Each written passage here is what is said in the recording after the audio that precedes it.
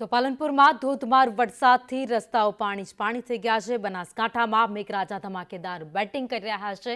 પાલનપુરમાં ગત રોજ રાતથી જ વરસાદની શરૂઆત થઈ ગઈ છે। સલેમપુરાથી પાલનપુરને જોડતો માર્ગ અત્યારે બંધ કરવો પડ્યો છે। નાળા પરથી પાણી વહેતા થતા ગ્રામજનો પણ મુશ્કેલીમાં મુકાઈ ગયા છે। તો લડબી નદીના ભારે વહેણથી માર્ગ બંધ કરવાનો વારો આવ્યો છે। લોકોની અવરજવર અટકાવી દેવામાં આવ્યું છે। તો બનાસકાંઠામાં મેઘરાજા દે ધનાતન બેટિંગ કરી રહ્યા છે। પાલનપુરના સલેમપુરાથી પાલનપુરને જોડતા માર્ગ અત્યારે બંધ કરાયા છે, કારણ કે અવિરત વરસાદને કારણે અત્યારે નદીના પાણી છે એક પણ બે કાંઠે વહેતા થઈ ગયા છે। કોઝવે ઉપર પણ પાણી ફરી વળ્યા છે, ત્યારે રસ્તો નાગરિકોની સુરક્ષા માટે બંધ કરવામાં આવ્યો છે। સલેમપુરાથી ગામને જોડતો પુલ હતો તે બંધ કરાયો છે। તો લડબી નદીના ભારે વહેણને કારણે નાળા પરથી અત્યારે પાણી વહી રહ્યા છે।